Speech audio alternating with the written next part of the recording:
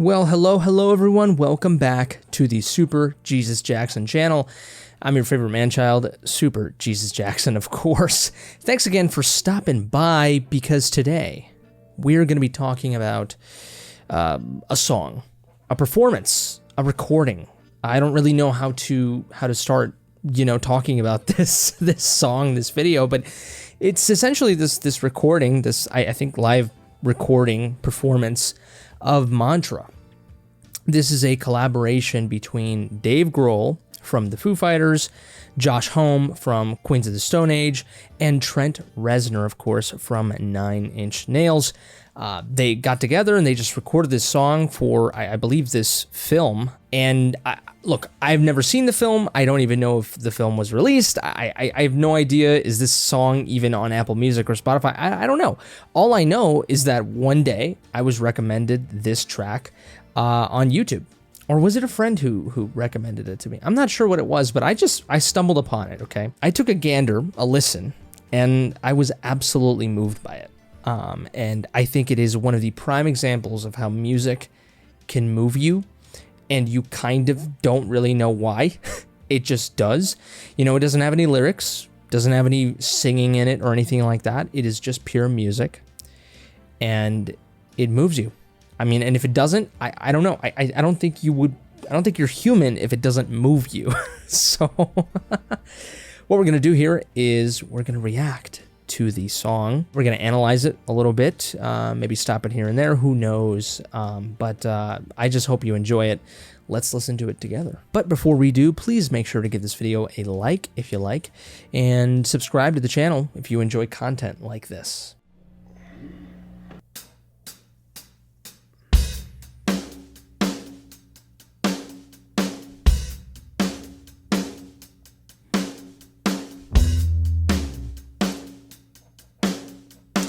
Three greats here: Dave Grohl, Trent Reznor, and Josh Homme. I mean, come on, dude.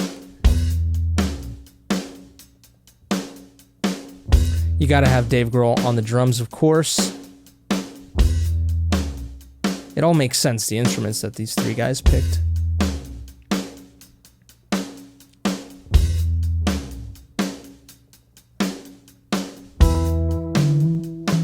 The Roland keyboard there.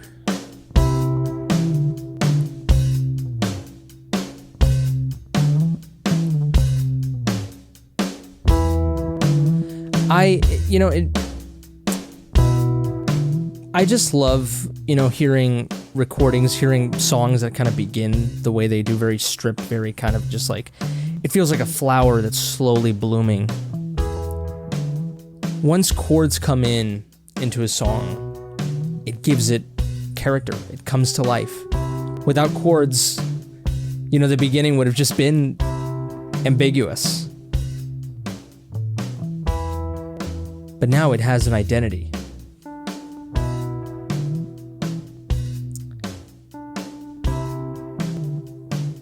I love it. I love the chords that Trent is picking too.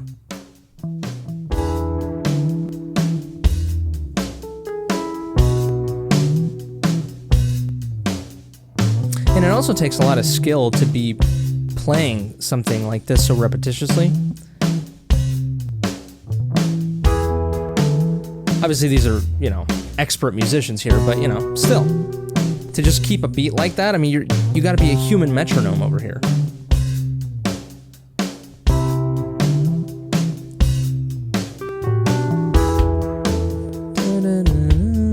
Love that. It's so beautiful. That bass tone is fantastic. That chord change there, I love it.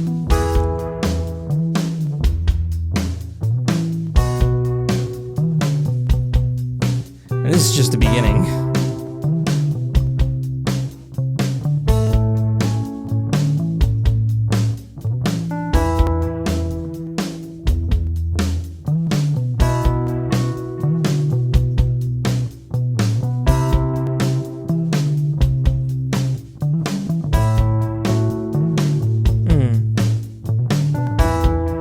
Love it. The name of the song here is called Mantra, which of course, we've heard people say, this is my mantra, something I say all the time that I live, something that I live by, something that I do a lot. And also mantra is very related to like Hinduism or Buddhism, very spiritual type of word.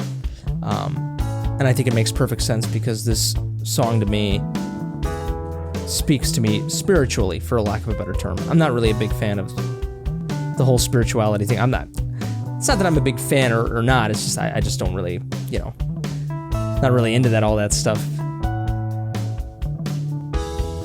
But, and then it just picks up here, but it makes sense when it's called mantra, right? It's just this repetition to it,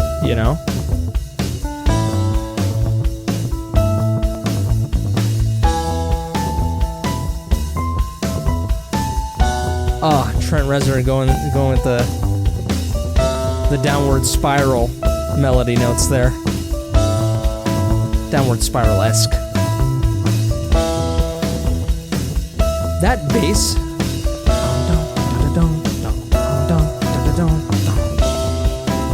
Absolutely amazing.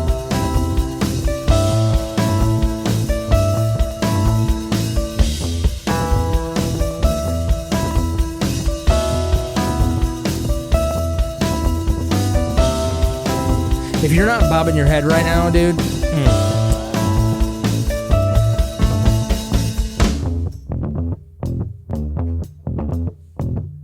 hell yeah, dude.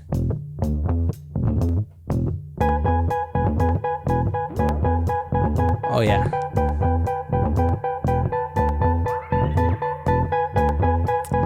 I love how the song, kind of, because it's humans playing it, the tempo of it changes. You could feel it. It goes a little bit slower sometimes, it speeds up a bit, and that realness to it is very effective, That bass,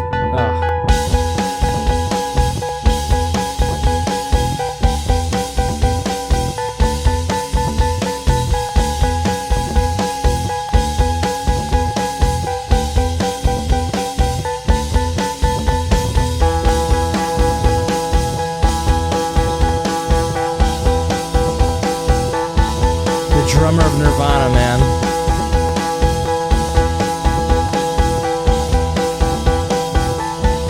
Three icons. Yes. It's like a flower. It is now in full bloom.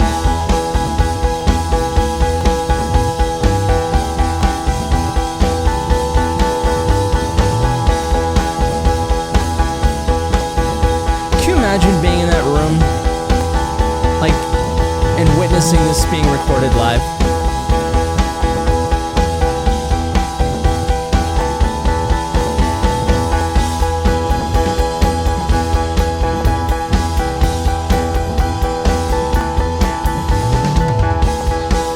It's getting a little faster.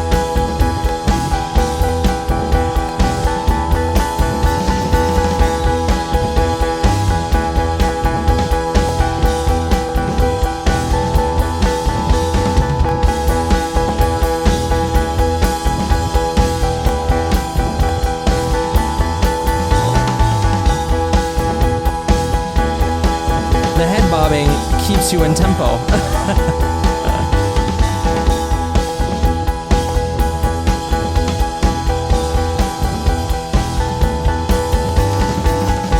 Oh yeah, those fills.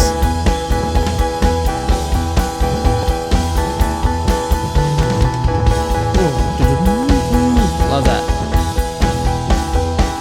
Yes. There we go.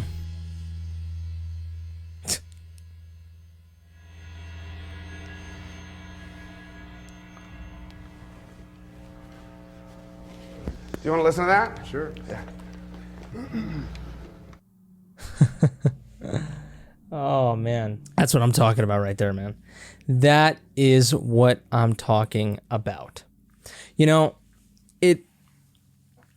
I think what I was trying to say, while we were listening to the song, it's called a mantra. Like I said, it's a very spiritual, you can associate it with real spiritual things, and people in real life use the word mantra in a spiritual way sometimes, right? And I'm not a spiritual person. I'm not, I don't really necessarily believe in all that stuff. Literally that is, you know what I mean? Like I don't think we have a soul or anything like that, or that, there's like these, I'm sure there's, frequencies in the world exist in the universe. Of course, anything you do emits some sort of frequency or something, right? Sound waves or literal sound waves, right? They're literal vibes, I guess, right?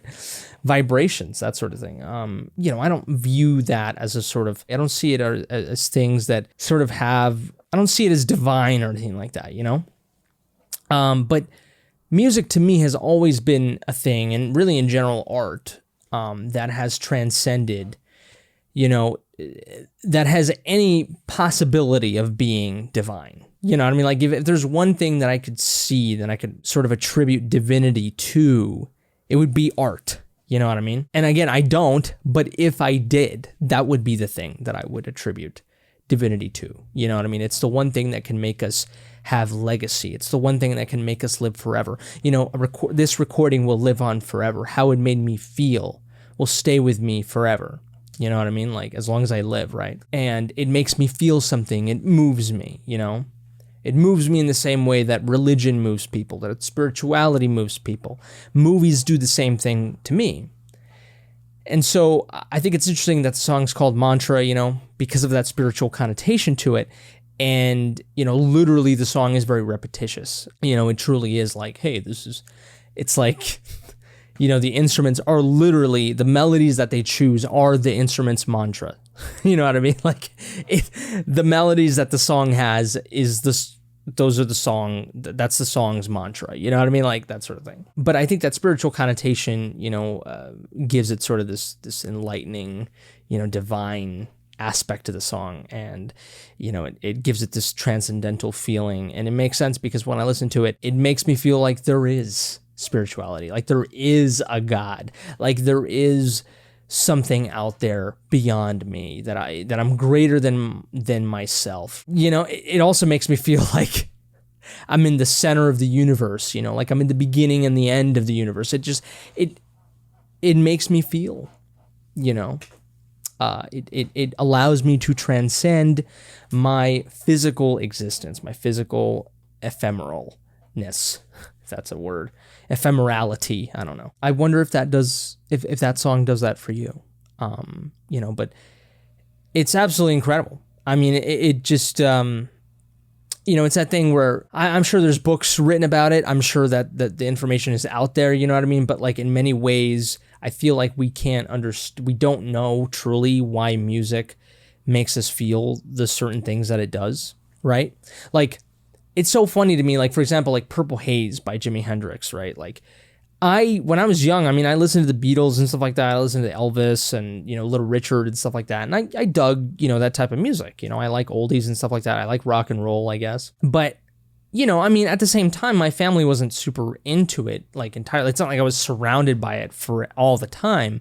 I was surrounded by it significantly by my father, right? Who loved oldies and who loved, rock music and stuff. But, like, I wouldn't say that was like part of my identity or like culturally part of me, at all. Especially something like, Jimi Hendrix, like my dad like knew of Jimi Hendrix, he was like, he's one of the greats clearly, you know what I mean? But like my dad never really put on Jimi Hendrix. I found Jimi Hendrix thanks to Guitar Hero World Tour. And when I listened to Purple Haze for the first time, I was like, oh my God, you know what I mean? Like it moved me immediately. And I was like, I don't know, 13, 12, I don't know how old I was, around there. And it moved me, right? And I knew that I loved it even then. And it's like, why? How? You know what I mean? I didn't grow up with this really, like this type of harder rock sound. I just didn't, but I loved it. I loved what I heard. And, I have to do a video on that song. But just to kind of summarize, there are songs and there are things in, art in my life where I grew up with it, or I didn't grow up with it, and I listened to it growing up, and I just, for no reason, and there's songs today that I listen to, specific parts of songs that I listen to today, that like I love, and I remember listening to them when I was little, when I was young, and I was like, I love this part, and I still love that part today. And it's like, why do I love that? It's almost like sexuality, right? Like, I mean, in many ways, I think you can make the argument that sexuality is kind of fluid, but it also can be very definite. You know what I mean? Like there's plenty of people that I've spoken to who are like, hey, I'm gay. I've always been gay. You know what I mean? Like I've always just been. And then there's, other people who I've heard, say like, well, I kind of discovered it, I kind of found out about my bisexuality or whatever, right? And so it's like, it can be fluid or it can be very, definitive. With music, it's the same thing, right? I mean, like Tool, for example, is a band that I never in my life thought I would enjoy when I was like 15, 16, all the way up until I was like maybe even 19, something like that, 20. And I ended up loving Tool, and I found them and I just, it's like, it's kind of like food too, you know what I mean? Like foods that you had when you were a kid, you didn't know you enjoyed them. You didn't know you would enjoy them. You thought you would hate them forever. And then all of a sudden you're an adult and you're eating fucking mushrooms. You know what I mean? Like, and so it's interesting. It's fluid, but at the same time, it's also definite, like my girlfriend, for example, never liked mustard. She's tried it, but still to this day, she's tried it again. She doesn't enjoy it. She just won't ever enjoy mustard, and that is what it is. And so music has that sort of, it has that fluidity as well, right? But there are certain things, I think music in general, when you sort of just kind of look at it from a 30,000 foot view, you're like, this is just sort of almost primal. Music is primal to us. And I think that's certainly true, And I think songs like this show us how primal music is to us and the way that it makes us feel, and just why is it that the combination of sounds and these specific sounds and just these melodies and songs make us feel something. It's just so interesting. It is so, naturalistic and biological and sort of inexplicable, and it is. I mean, I'm sure there's an explanation in some type of way that some dude wrote in some scientific journal or whatever. But like, it sort of feels that way, doesn't it? Where it's just like, that's the way it is, man. I listen to this song and this is what it emits. This is what it makes me feel, right? And I just think that's so beautiful. I truly do. I'm sure I had a lot more to say, but I can't remember. But I guess it doesn't matter because it is what it is. But anyways, those are my thoughts on Trent Reznor, Josh Homme, Dave Grohl's collaboration here, recording the song Mantra. Let me know what you think down in the comment section below. Are you moved by this song just as much as I am, or am I crazy, or do you think this is boring? Let me know. Give this video a like if you liked it, dislike it if you didn't. Subscribe to the channel if you enjoy this content. If it's your birthday, happy birthday to you, you beautiful creature. But I think that's it for me. You all take care, stay safe, and until next time, I love you.